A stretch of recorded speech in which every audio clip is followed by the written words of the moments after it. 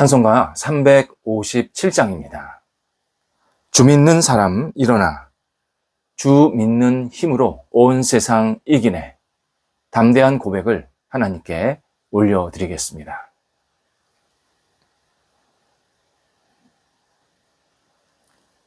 함께 기도드리겠습니다. 하나님, 은혜의 우물을 허락하여 주셔서 하루를 우물 먹고 시작하게 하심을 감사드립니다. 우물의 물이 저희 생명을 날마다 활기차게 살아나게 하옵소서. 저희 삶의 자리가 푸른 동산이 되게 하옵소서. 저희 마음밭이 옥토가 되게 하옵소서. 저희 생각이 맑고 밝은 하늘이 되게 하옵소서. 저희 행동이 샘물을 나누어주는 물길이 되게 하옵소서. 오늘도 저희 삶이 주님 안에서 건강한 샘물이 되어서 주변 사람들을 적시고 하나님께 영광 되게 하옵소서.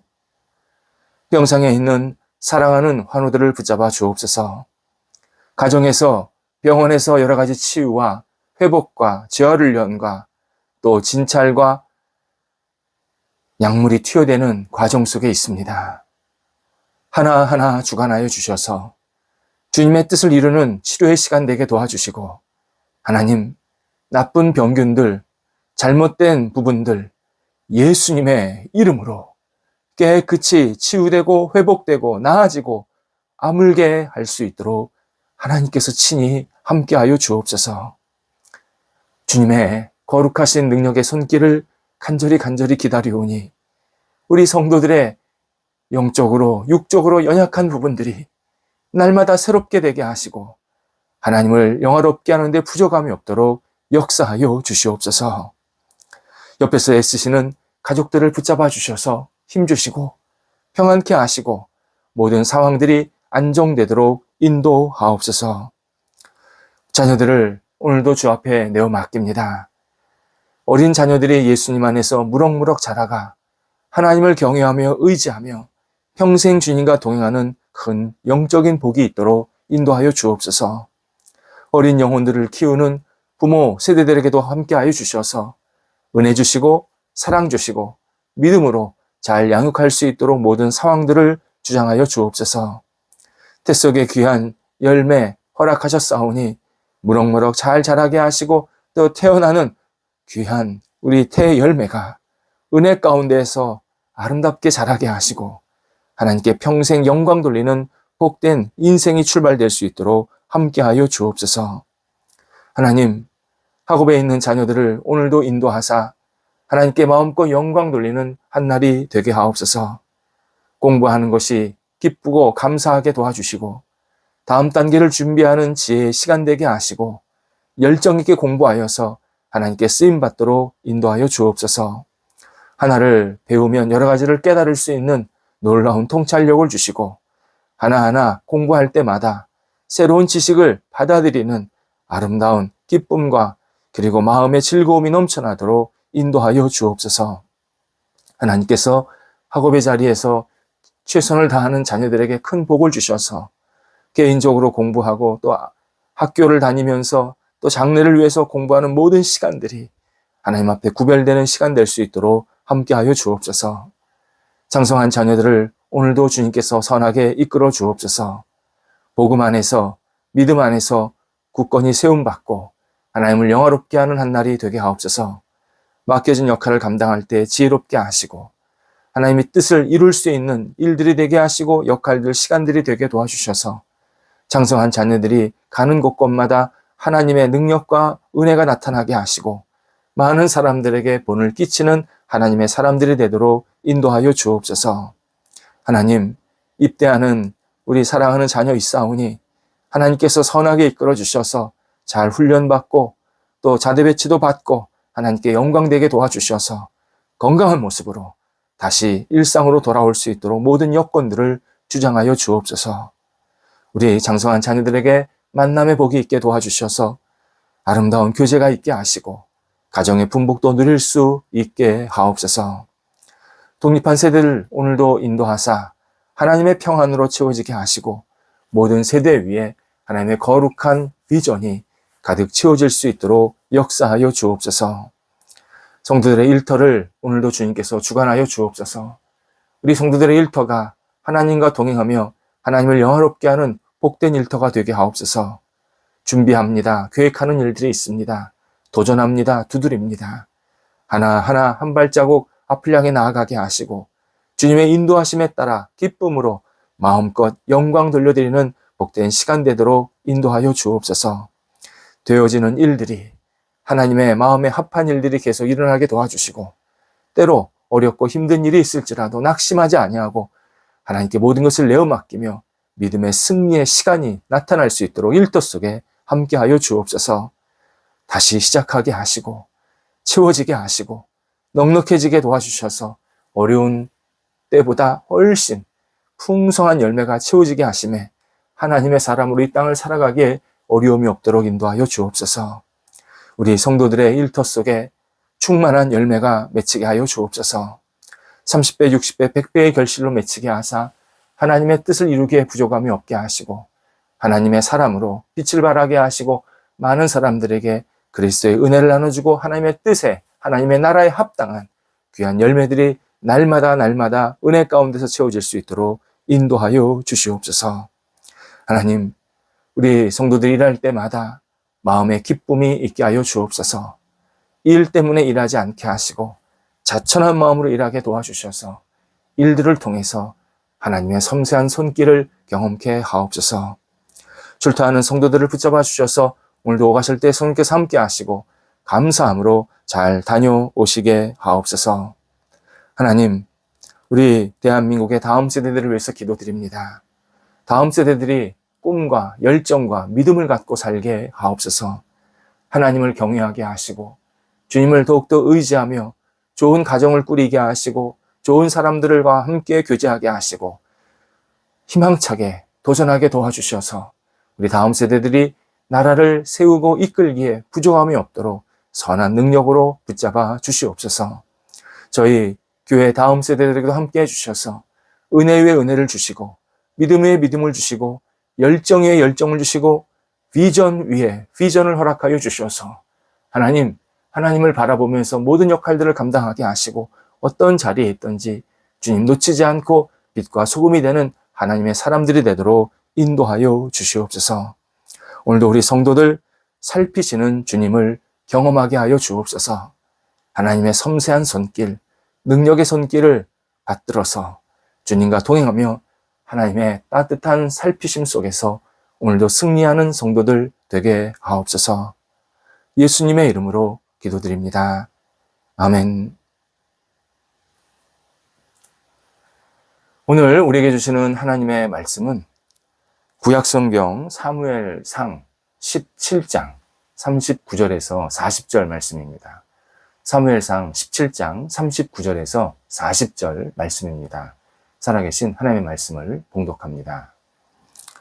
다윗이 칼을 군복 위에 차고는 익숙하지 못하므로 시험적으로 걸어보다가 사울에게 말하되 익숙하지 못하니 이것을 입고 가지 못하겠나이다 하고 곧 벗고 손에 막대기를 가지고 시내에서 매끄러운 돌 5을 골라서 자기 목자의 제구 곧 주머니에 넣고 손에 물매를 가지고 블레셋 사람에게로 나아가니라. 아멘. 블레셋이라는 국가는 이스라엘과 깊은 연관이 있는 나라로 성경에 자주 등장합니다. 블레셋은 현재로 따지자면 이스라엘 남서부 지중해 연안이죠. 그 지중해 연안과 팔레스타인에 있는 가자지구라고 있는데 그 가자지구 일대에 자리를 잡았던 강력한 나라였습니다. 가사, 아스돗, 아스글론, 가드, 에글론이라는 이 5개의 독립된 도시가 있었는데 이 도시들이 연합해서 형성한 국가가 블레셋입니다. 지금도 이 도시들은 그대로 남아 있습니다. 가자 지구에 있든지 또는 이스라엘 변두리에 있든지 다 남아 있습니다. 하지만 블레셋이라는 나라는 역사 속에서 한참 전에 자취를 감추었습니다.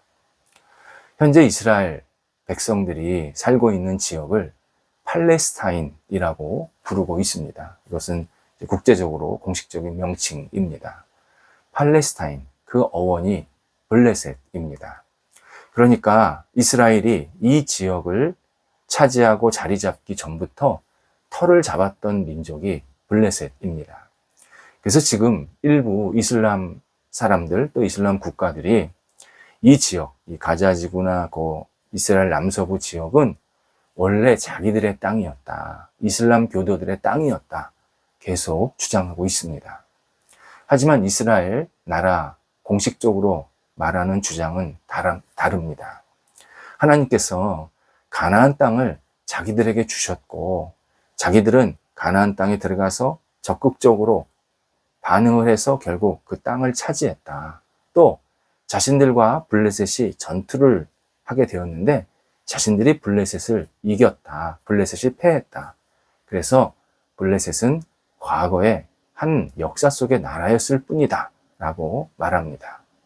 또 이 지역을 팔레스타인이라고 이름을 붙인 것도 블레셋이 정통성을 가졌기 때문에 팔레스타인이라고 붙인 게 아니다. 로마 제국이 유대 민족, 유대 사람들을 핍박하고 멸시하고 그리고 그를 조롱하기 위해서 일부러 적대국이었던 블레셋의 이름을 따서 팔레스티나라고 이 지역을 불렀기 때문에 지금 이것이 공식화된 거다. 예, 이스라엘 나라, 이스라엘 백성들이 현재 사는 이곳은 이스라엘 땅이 맞다. 이렇게 주장을 합니다. 창세기 10장 14절에 의하면 블레셋은 노아의 둘째 아들 함의 후손의 자손들이었습니다. 그러니까 이미 노아 시대 때부터 시작이 된 그러한 사람들이었습니다. 이스라엘의 지역, 이 관련돼서 처음으로 나오는 사건이 창세기 21장에 나옵니다. 아브라함이 이 블레셋 왕이었던 아비멜렉과 화친을 합니다. 평화협정을 맺습니다. 이 장면이 창세기에 나오는데, 그러니까 창세기에서부터 블레셋이라는 나라가 나왔으니까 생각보다 굉장히 오래 시작되었던, 존재했던 나라입니다. 이후 블레셋은 성경에 의하면 하나님을 무시하고 그리고 하나님을 믿는 이스라엘 백성들을 괴롭히는 나라로 자주 등장합니다. 그리고 하나님께서 이 블레셋을 심판하십니다. 그리고 계속 패하게 만드시는 겁니다. 그래서 역사 속에서 사라지게 된 것입니다. 오늘 본문이 블레셋이 하나님의 심판을 받는 한 결정적인 장면입니다. 블레셋이 이제 쇠락의 길을 가게 되는데 오늘 본문을 기점으로 이 쇠락의 길을 가게 됩니다. 오늘 본문의 주인공이 다윗입니다. 다윗도 역사에서 처음으로 등장하는 장면이 오늘 본문입니다. 다윗이 소년 다윗인데 목동이었습니다. 이 소년 목동이었던 다윗이 블레셋과의 전투에 참여하게 된 이유는 딱 하나입니다. 블레셋 사람들이 하나님을 멸시하고 무시하고 조롱했기 때문입니다. 하나님을 진지하게 하나님을 경외했던 다윗의 처지에서는 블레셋 사람들의 이러한 무도한 행위를 받아들일 수가 없었습니다. 이건 공의가 아니었습니다. 이에 블레셋 국가의 상징과 같은 장수 골리앗에 맞대응하기 위해서 소년 다윗이 적극적으로 나서는 장면이 오늘 본문입니다. 그런데 오늘 본문 앞을 보면 다윗이 나서기 전까지 이스라엘 백성들은 골리앗 앞에서 두려워서 어쩔 줄을 몰라 했습니다. 사울 왕도 마찬가지였습니다. 저 블레셋을 이기려면 골리앗을 이겨야 되는데 골리앗이 너무 강하니까 누구도 그 사람과 맞대응할 수가 없었던 겁니다. 이때 다윗이 내가 싸우겠습니다. 나가다 보니까 사울 왕은 한편으로는 고맙기도 한데 한편으로는 이게 말이 되나 이러한 의심 또는 불신에 가까운 그런 생각과 행동을 하게 됩니다. 어쨌든 사울은 다윗이 한다 그러니까 기회는 줘야겠다 해서 다윗에게 자신의 군복, 칼, 방패 등 전문 전투 장비를 제공하게 되었습니다. 그런데 오늘 본문 39절에 의하면 다윗은 이런 전투 장비에 익숙하지 못했다라고 알려주고 있습니다. 익숙하다, 시도하다, 입증하다라는 뜻입니다. 그러니까 다윗이 사울이 준 이 군장을 자신의 몸에 착용한 채 전투를 할 수 있는지 여부를 시험해 봤는데 결론적으로는 불가능했다. 전혀 나에게 맞지 않았다라는 표현이 바로 익숙하지 않았다라는 내용에 들어 있습니다. 근데 오늘 본문에 이 시험적으로라는 이 표현이 어절이 나오지 않습니까? 이게 원래 성경 구절에는, 원래 성경에는 없습니다. 이스라엘 성경 말에는 이 단어가 없습니다. 우리 신앙의 선조들이 한글로 이스라엘 성경을 번역을 할 때 이해하기 쉽게 하기 위해서 집어넣은 표현입니다. 그러니까 익숙하지 못하다에 이미 시험적으로라는 이 단어가 들어가 있는 겁니다. 한마디로 모든 장부가 다윗에게는 전혀 맞지 않았다, 어울리지 않았다, 익숙하지 않았다, 이걸 강조하는 표현입니다. 대신 다윗이 선택한 무기는 막대기, 매끄러운 돌 5개, 그리고 물매 3가지였습니다. 돌은 자기 주머니에 넣고 한 손에는 막대기, 한 손에는 물매를 들고 있었던 겁니다. 당시 물매는 양가죽으로 만들었습니다. 우리 새총 같은 거 생각하시면 되는데요. 이 물매가 끝에 돌을 이렇게 딱 집어넣을 수 있도록 널찍하게 엮여져 있었습니다. 그리고 이 물매의 한쪽 끝에는 끈이 달려 있어서 물매를 돌려서 던질 수 있는 그러한 장비였습니다. 그런데 이 물매 그리고 막대기가 수비용 장비였다는 것이 의미가 있습니다. 수비용 장비. 당시 물매는 막대기와 더불어서 목자들이 양을 칠 때 필요한 도구였습니다. 목자들은 물매를 가지고 양떼를 이렇게 통제했습니다. 멀리 이렇게 때리면서 글로 가지 마, 이쪽으로 와, 그러면서 이렇게 통제했습니다. 또 양을 공격하는 이 맹수들, 야수를 막기 위해서 물매나 막대기를 사용했던 겁니다. 이런 물매, 막대기를 수만의 이스라엘 백성들이 무서워하고 있는 골리앗을 맞서기 위해서 싸웠다, 가졌다. 이게 굉장히 의미가 있습니다. 생각해 보시기 바랍니다. 앞에 골리앗은 거대한 창과 방패와 칼과 주변에 여러 보조 사람들이 있었고, 다윗은 물매와 막대기 그리고 주머니에 있는 돌이 다였는데 이게 어떻게 상대방과 싸울 수 있는 이 무기가 되겠습니까? 너무 초라합니다. 이건 말도 안 됩니다. 그리고 물매와 막대기는 공격력이 아닙니다. 본래 용도가 수비용입니다. 지금 상대방과 싸우겠다고 하면서 수비를 한다. 이건 정말 이성적으로 또는 전투 경험상 맞지 않는 장비를 갖추고 있는 겁니다. 그런데 다윗이 결국 이깁니다. 굉장히 의미하는 바가 깊습니다. 핵심은 다윗이 자기에게 익숙했던 것을 사용해서 상대방을 물리쳤다라는 점입니다. 우리가 하나님의 자녀로 이 땅에서 어떤 역할을 할 때가 많습니다. 또 내가 도전할 때도 있고, 또 때로는 어려움을 좀 극복해야 될 때도 있습니다. 그때 나에게 익숙한 것을 사용해야 합니다. 내가 잘하는 것을 사용해야 합니다.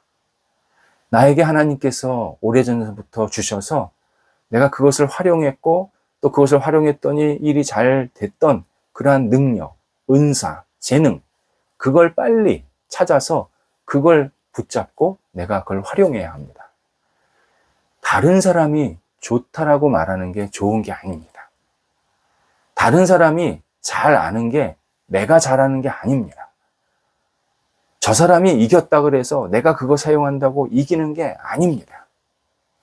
내가 잘할 수 있는 것, 나에게 익숙한 것, 내가 잘 분석해서 해결할 수 있는 능력이나 방법, 이걸 가지고 내가 여러 가지 역할을 감당해야 합니다.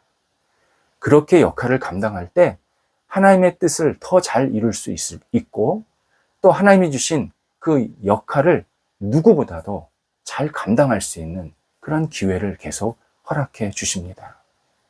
우리 오늘 한날을 보낼 때 나에게 주신 재능, 나에게 주신 은사, 나에게 주신 장점, 이게 뭘까? 내가 이걸 어떻게 활용할까를 계속 기도하면서 찾아야 합니다.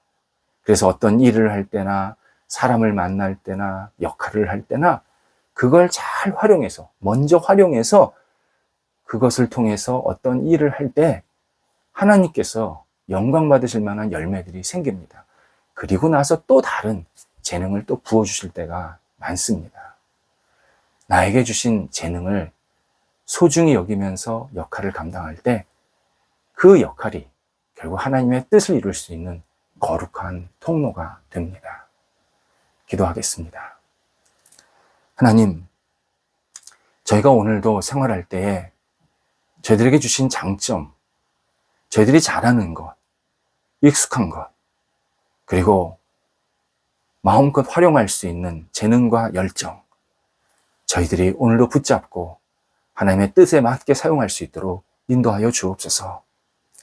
남이 가진 장점, 남이 좋다고 하는 것에 우리의 마음과 눈이 빼앗기지 않게 하시고, 하나님께서 저에게 주신 놀라운 은혜, 사랑, 은사를 붙잡고 오늘도 힘있게 한날을 살아가도록 인도하여 주옵소서. 흔들리지 않게 하시고 하나님께 모든 것을 내어 맡기오니 주관하여 주셔서 오늘도 주님의 뜻에 맞게 아름답게 쓰임받는 한날이 되도록 인도하여 주옵소서. 예수님의 이름으로 기도드립니다. 아멘.